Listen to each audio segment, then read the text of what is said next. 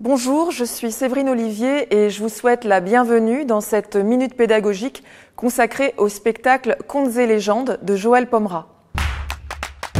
Joël Pomera est né en 1963. Auteur-metteur en scène, il a fondé la compagnie Louis Brouillard en 1990. Cet artiste a la particularité de ne mettre en scène que ses propres textes. Il se qualifie lui-même d'écrivain de spectacle, tant il n'existe selon lui aucune hiérarchie. La mise en scène et le texte s'écrivent simultanément au fil du travail de répétition. Plus que d'écriture de plateau, il parle d'écriture avec la scène. Le matériau de travail se constitue d'improvisation et de répétition dirigée que Joël Pomera observe. Des images mentales se construisent peu à peu et de manière très intuitive par tâtonnement. Il propose des situations de jeu qui enrichissent progressivement la création. Il s'agit en effet davantage d'intuition que d'explication. La recherche au plateau est ainsi très ouverte. En 1995, il crée Paul, premier texte artistiquement abouti à ses yeux. C'est aussi le premier à être publié en 2002. En 2004, le Théâtre national de Strasbourg accueille la création de sa pièce Au Monde, premier grand succès public et critique de la compagnie. Avec la trilogie Au Monde, 2004, D'une seule main, en 2005, Les Marchands, en 2006, son théâtre s'ancre dans la réalité contemporaine et interroge nos représentations. En 2006, Au Monde, Les Marchands et Le Petit Chaperon Rouge sont reprises au Festival d'Avignon, où il crée aussi Je tremble 1 et 2 en 2008. Joël Pomera se penche sur l'univers des contes, à travers ses réécritures du Petit Chaperon Rouge en 2005, la réécriture en 2008 de Pinocchio, célèbre feuilleton de Carlo Collodi, ou encore Cendrillon en 2011. En 2010, il présente Cercle Fiction, puis Ma chambre froide en 2011, toutes deux dans un dispositif scénographique circulaire. En 2013, dans un espace bifrontal où les spectateurs se font face, il crée la réunification des deux Corées. En 2015, son spectacle Ça ira, fin de Louis, nous plonge aux origines de notre organisation politique à partir de la Révolution de 1789. Suite à un travail en collaboration depuis 2014 avec Caroline Guiella Nguyen, Marius est créé fin 2017 à la Maison centrale d'Arles avec des détenus de longue peine.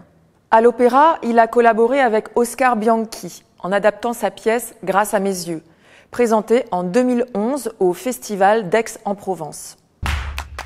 Joël Pomera a reçu de nombreux prix pour son œuvre. Invité par Peter Brook, il a été artiste en résidence au Théâtre des Bouffes du Nord de 2007 à 2010. Il crée un théâtre visuel, à la fois intime et spectaculaire. Il travaille sur une grande présence des comédiens au plateau et sur le trouble des spectateurs. Il aborde sa démarche artistique dans des ouvrages Théâtre en présence, paru en 2007, puis, en 2010, avec Joël Gaillot, il publie Trouble. Ces textes sont tous publiés aux éditions Actes Sud. Le titre de la pièce pourrait apparaître comme une fausse piste.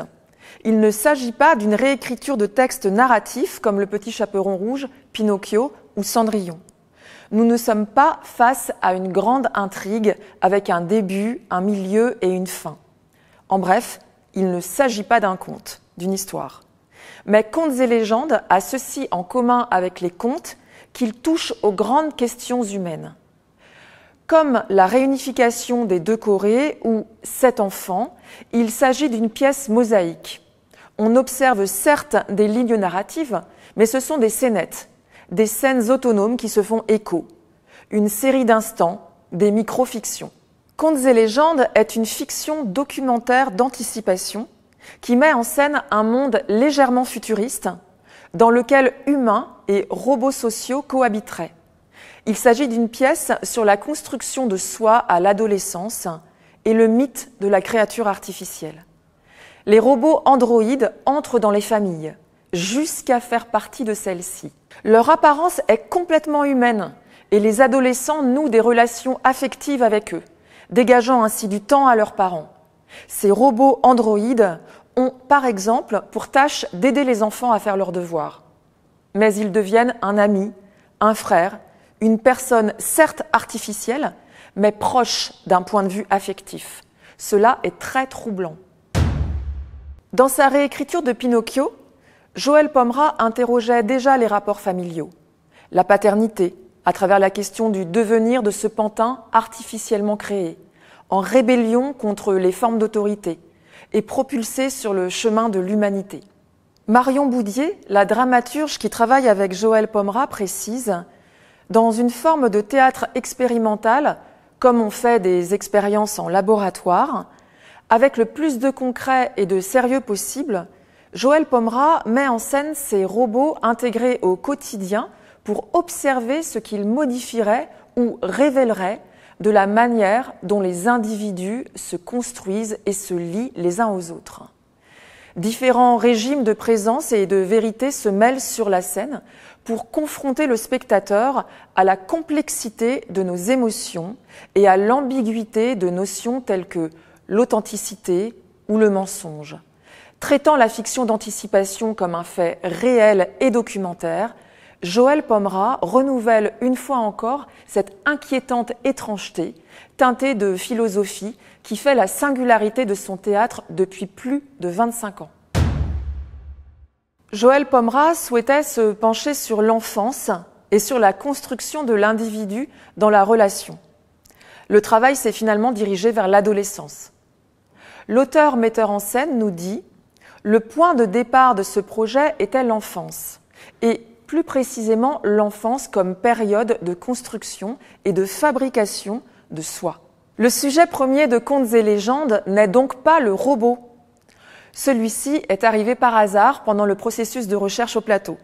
Il s'agissait d'abord de faire vivre physiquement des adolescents, de trouver un corps, des paroles, des types de vêtements pour créer des silhouettes qui allaient devenir des personnages. Les improvisations soulevaient la question de la programmation des êtres par des normes sociales, des origines. Le robot est arrivé par intuition, par tâtonnement. Il s'avérait intéressant en ce sens où il redoublait la question de l'identité. Cette figure du robot émergeait notamment avec la question de l'enfant idéal. L'enfant idéal serait-il un robot ? Joël Pomera dit « Je ne sais plus comment est apparue l'idée d'une société futuriste dans laquelle des robots humanoïdes seraient intégrés à notre quotidien. À quoi cette identité artificielle pouvait-elle me confronter et en quoi pouvait-elle éclairer le thème de l'enfance ? Ce thème du robot humanoïde éclaire donc la question de l'identité et de la construction de soi dans notre rapport à l'altérité, dans la mesure où il met en lumière notre conditionnement, notre formatage, notre programmation par les normes sociales. En quelque sorte, il est un révélateur. Joël Pomera se pose davantage en anthropologue du futur qu'en moralisateur. Pour cela, il s'appuie sur le grand mythe de la créature artificielle afin d'observer, comme le dit la dramaturge, une série possible d'interactions sociales, familiales et affectives entre adolescents, adultes et robots androïdes. Joël Pomera n'a pas pour but le sensationnalisme de la science-fiction ou la mise en scène de scénarios de la peur, révolte ou dysfonctionnement des machines. Il s'agit plutôt d'un monde légèrement futuriste au sein duquel les humains cohabiteraient avec des robots sociaux appelés personnes artificielles par les personnages de la pièce. Ainsi, Joël Pomera précise « Il ne s'agissait pas de travailler sur les dérives de l'intelligence artificielle ou de mettre en scène une énième révolte des machines. Ces thèmes sont estimables, mais je cherchais plutôt à faire l'expérience de cette possible coprésence entre une humanité dite naturelle et une autre reconstruite ou artificielle. Cette identité artificiellement humaine serait-elle si fondamentalement différente de celle naturellement humaine ? En cohérence avec ces questionnements, j'ai eu envie d'adopter une forme fragmentaire et de proposer un ensemble de petits récits où se croisent des enfants et des robots. Joël Pomera, nous l'avons dit, est un écrivain de spectacle. Il nourrit l'écriture des travaux d'improvisation. Il écrit donc avec la scène, par des allers-retours constants. Il ne s'agit pas d'une écriture collective, il reste l'auteur, celui qui signe le texte final. L'idée générale était de travailler sur l'enfance. Les répétitions ont plutôt conduit vers l'adolescence. Un travail sur les corps a été mené. Cette recherche physique est essentielle pour trouver des présences. Isabelle Defin, chargée des recherches et de la création des costumes, est présente dès le début. Les improvisations sont reprises pendant des heures, toujours en costume, car celui-ci se cherche en même temps que l'improvisation et joue un rôle essentiel dans la construction du personnage. Isabelle Defin propose des éléments de costume en accord avec les ressentis des comédiennes. Le costume constitue un appui de jeu essentiel. Les improvisations portent sur la violence du rapport aux parents ou la rébellion par rapport à l'autorité parentale, l'école, des conflits, une préparation d'exposé au collège, une scène de harcèlement, une fête d'anniversaire, 3 élèves convoqués chez le proviseur. Il s'agit de trouver son adolescent, que ce soit une fille ou un garçon. Rien n'est prévisible, mais tout est guidé. Cela fournit une énorme matière. Le travail de dramaturgie de Marion Boudier ne s'est pas fait de manière classique, mais prospective. Elle n'est pas la première spectatrice au sens classique de la dramaturgie. Elle n'est pas en posture extérieure de commentaire. Sa démarche a plutôt consisté à fournir beaucoup de documentation, du matériau pour Joëlle Pomera et les actrices. Cette documentation s'élabore au jour le jour. Le travail s'appuie sur une auto-analyse des comédiennes, des discussions collectives sur ce que l'on a vu, ressenti au plateau. Joëlle Pomera laisse la recherche ouverte, ne donnant pas trop de directives, se retenant de nommer trop vite les choses. Dans cette recherche, le thème des robots est venu par intuition, comme beaucoup d'autres éléments. Dans un entretien avec Yves Perrenou pour la revue Théâtre, l'hiver 2019, Joëlle Pomera dit à ce sujet « Les robots n'étaient pas prévus au départ. Ils sont arrivés sans prévenir, sans même que je me souvienne l'idée qui les a justifiés. J'ai tout de suite senti qu'il y avait une possibilité d'incarner les questions qui touchent à l'enfance, de créer des échos, des mises en perspective, une forme de miroir, tout simplement. C'est banal, le robot humanoïde étant finalement une reproduction de l'humain. C'est un jeu de double qui permettait de poétiser ou métaphoriser les questions que je ne savais pas parfois comment traiter de façon juste et pertinente. Je n'ai pas forcément envie de complètement justifier cela. Le robot permet de travailler sur l'artificiel et de se demander qu'est-ce que le naturel ? C'est une question théâtrale. Peut-on être naturel ? Qu'est-ce que le réel ? J'ai toujours pensé qu'au théâtre, le réel se reconstruisait, se reconstituait. Il y a quelque chose dans le robot de cette nature. Le travail de dramaturgie prospective a par exemple consisté à regarder des films sur l'enfance, des documentaires sur les adolescents, sur les enfants placés. L'équipe en regarde certains ensemble, où des liens sont transmis pour que chacun en prenne connaissance. En ce qui concerne la question des robots androïdes, il s'agissait de trouver cette ressemblance dans les présences et le jeu, son étrangeté. Au plateau ont été travaillées la lenteur de la marche, l'élocution. Cela a représenté des heures d'improvisation. Des sources d'inspiration ont été recherchées dans le processus de dramaturgie prospective.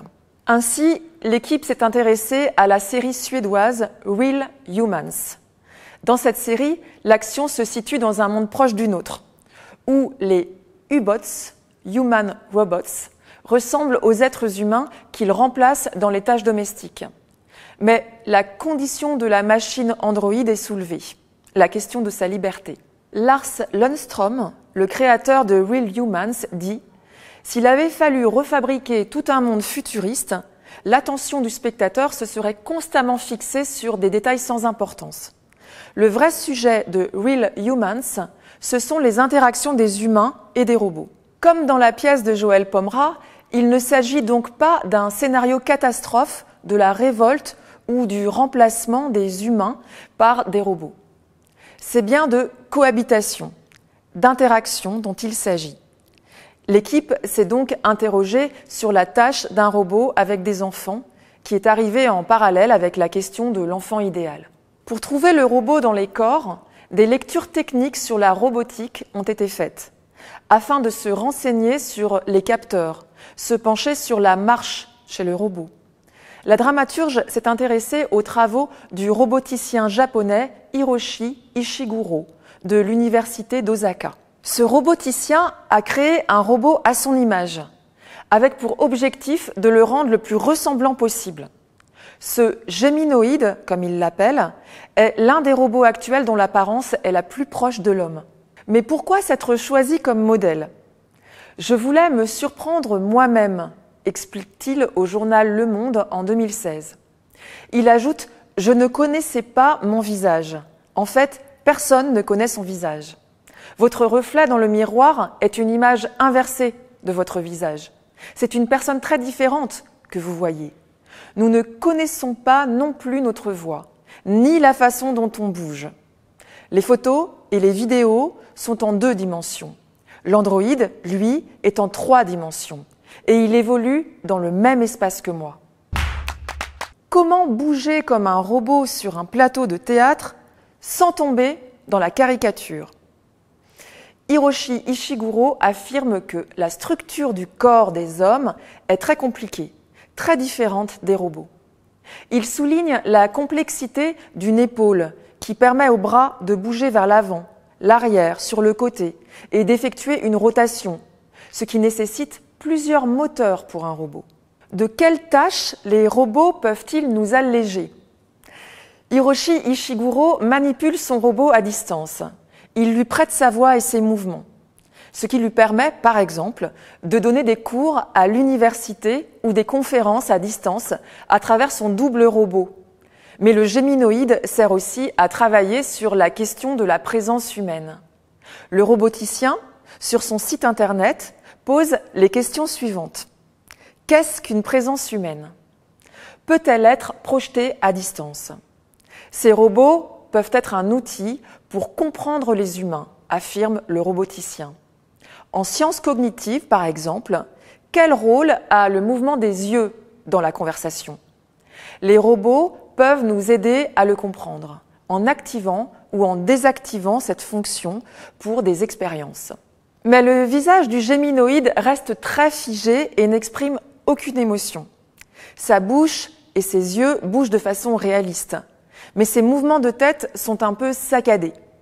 Il s'inscrit dans la vallée de l'étrange, une théorie du japonais Masahiro Mori, selon laquelle une représentation de l'humain réaliste mais imparfaite nous paraît dérangeante, voire terrifiante. Hiroshi Ishiguro est persuadé que les robots vont prendre une place considérable dans notre société à très court terme. Il les imagine auprès d'enfants autistes avec qui ils interagiraient. Il pense que les humains s'habitueront à leur présence. Cette question des robots ressemblants fait débat en raison de la fragilité de certaines personnes et des questions que cela pose sur l'impact émotionnel. Tout cela est très troublant du point de vue des identités. Cette inquiétante étrangeté, nous la retrouvons au plateau avec Contes et légendes.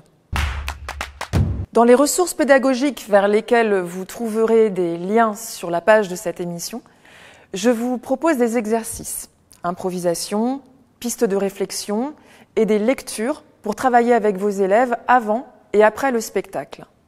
Pour plus de précision, je vous invite à les consulter.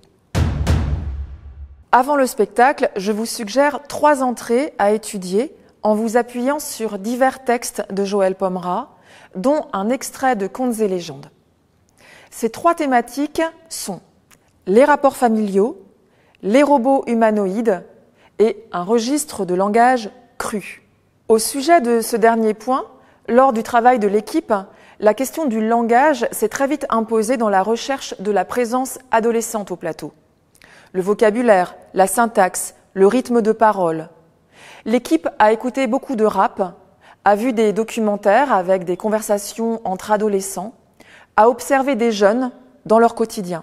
Dans sa pièce, Joël Pomera opte pour un registre de langue très familier, voire cru. À ce sujet, il dit « C'est le langage de la vie ». Dans tous les lieux où l'on n'est pas contraint à se tenir, c'est-à-dire en dehors de la famille, des lieux médiatiques, des temps scolaires encadrés, le langage se lâche très vite. On pourrait dire que c'est le langage de la rue. Le langage de la rue, il est à la mode. Il est valorisé. Même si on n'appartient pas à ce milieu social, on essaye d'y entrer par ce biais. Pour travailler après le spectacle, vous trouverez 3 propositions.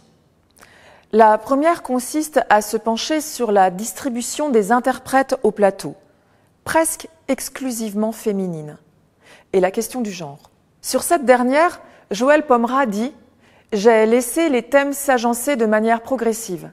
Cette question s'est imposée parce que je travaillais la question de faire jouer des garçons par des femmes. Ce simple fait théâtral n'était pas neutre. Quand un groupe de filles joue de jeunes garçons et qu'à un moment donné, on dit « là, tu n'es pas crédible », on se demande ce que ça veut dire d'être crédible. C'est quoi être un garçon? En fait, la masculinité ou la virilité, c'est une construction à partir d'attitudes de codes dans le corps, puis dans les émotions, dans la façon d'exprimer ces émotions, de se reconfigurer comme on configure un être artificiel, socialement et intimement. Parmi les dizaines d'improvisations et de thèmes différents qu'on a explorés, celui-ci est apparu important. La deuxième piste consiste à étudier l'interprétation des robots humanoïdes ou personnes artificielles au plateau. Comment ont-ils été mis en scène? Comment évite-t-on l'écueil de la caricature? Comment le trouble est-il créé par leur ressemblance avec les personnages humains? Comment les distingue-t-on des autres personnages dans le jeu théâtral? Quel rôle le son a-t-il joué pour le traitement des voix? Enfin, la troisième piste pédagogique vous propose la lecture de 2 nouvelles. Satisfaction garantie d'Isaac Asimov, paru en 1951, et L'ami qu'il te faut de Joanne Elliott, publié en 2013. Pour prolonger la réflexion, la lecture de ces 2 nouvelles d'anticipation pourrait faire écho à la pièce Contes et légendes, notamment à travers le questionnement sur nos relations affectives, mais aussi sur le robot humanoïde qui, introduit dans la sphère familiale, agit comme un révélateur des fonctionnements humains. On pourra préalablement se pencher sur ce propos de Jean-Gabriel Ganachia, président du comité d'éthique du CNRS, professeur d'informatique à la faculté des sciences de la Sorbonne Université, spécialiste d'intelligence artificielle. Le robot n'a de validité que vis-à-vis des hommes qui lui attribuent sa signification. En dehors, il n'est rien qu'un amas de composants électroniques et mécaniques. On doit le concevoir en fonction de toute l'organisation sociale qui l'environne, car c'est elle, et elle seule, qui lui donne une existence tangible. J'espère que cette minute pédagogique vous aura donné des pistes pour travailler et échanger avec vos élèves. Vous trouverez dans les références pédagogiques des propositions d'exercices pratiques et détaillés, ainsi que des lectures à effectuer avec vos élèves avant et après le spectacle. Des indications bibliographiques, un extrait du texte de la pièce Contes et légendes, des extraits des notes de Joël Pomera en cours de création, une note de la dramaturge Marion Boudier, des liens divers vers des émissions radiophoniques, vidéos ou des articles de presse sur la pièce qui pourront éclairer la réception. Un grand merci à Marion Boudier, dramaturge, pour sa disponibilité et nos échanges pour préparer cette émission. Et enfin, merci à l'équipe de la Serre numérique de Valenciennes qui nous a accueillis pour le tournage de cette émission dans cet auditorium.